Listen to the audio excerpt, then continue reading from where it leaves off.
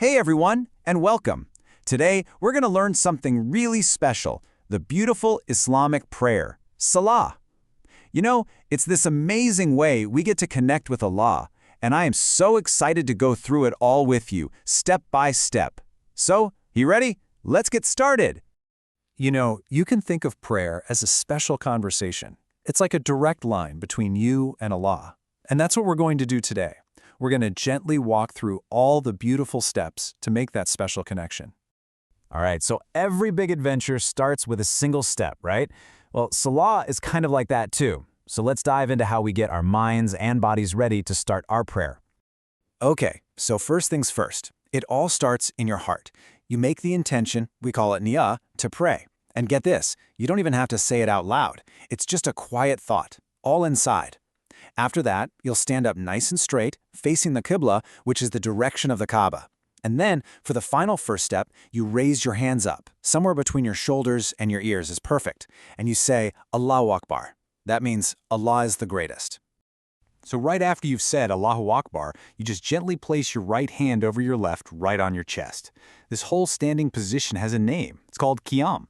And while you're standing there, just let your eyes look down at the spot on the ground where your head will go later. It really helps you focus. Awesome. You've got the start down. Now we're ready for the main part of the prayer. See, every prayer is made up of these units, and we call each unit a rak'ah. Let's walk through the very first one together, step by step. So right after that first Allahu Akbar, while you're still standing, we kick things off with a short, beautiful supplication. It's a little dua, and it's the perfect way to start our chat with Allah. While you're standing, you'll quietly say this opening supplication to yourself.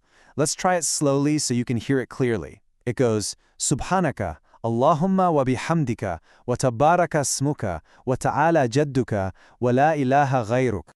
Okay, so once you've said that opening dua, we get to do something really special. We recite from the words of Allah Himself, from the Quran. And this is a super important part of every single rak'ah. So first, you'll quietly say, A'udhu billahi minash shaitanir rajim, Bismillahir rahmanir rahim. After that, we have to recite the first chapter of the Quran, which is Surah Al-Fatiha. And once you're done with that, it's a really good idea, highly recommended, to recite another short surah, or even just a few verses you know from the Quran. All right, after you've finished your recitation, you'll say Allahu Akbar again. And this time, you'll move down into a bowing position. We call this Ruku. You just place your hands on your knees and try to keep your back nice and straight, kind of like a tabletop. That's the perfect way to think about it. And while you're in that bowing position, in Ruku, you quietly say, Subhana Rabbi al-Azim 3 times. Let's say it again, Subhana Rabbi al-Azim. Okay, so after you've been in Ruku for a moment, it's time to come back up. And just like going down, coming back up has its own special words too. So as you're rising back up, you say, Sami Allahu liman hamida. And then, once you're standing all the way straight again, you follow it up with, Rabbana wa lakal hamd. Next up is one of the most amazing parts, the prostration, or sujud. This is a position where we feel so close to Allah. Now, it's really important here to make sure 7 parts of your body are touching the ground. Let's count them. Your forehead and nose together, both of your hands, both of your knees, and the toes of both your feet. Okay, so from that first prostration, you'll rise up into a sitting position. The way you do it is you kind of sit on your left foot and you keep your right foot upright, with the toes pointing forward towards the Qibla. And your hands, just rest them on your thighs. Simple as that. And while you're sitting here, you make another short dua. You say it twice, Rabbi gfirli, Rabbi gfirli. And right after you said it the second time, you say Allahu Akbar and go right back down for the second prostration. And there you have it. After you come up from that second prostration, you've officially completed one full rak'ah. That's amazing. You're doing so well. All right, are you ready for the second rak'ah?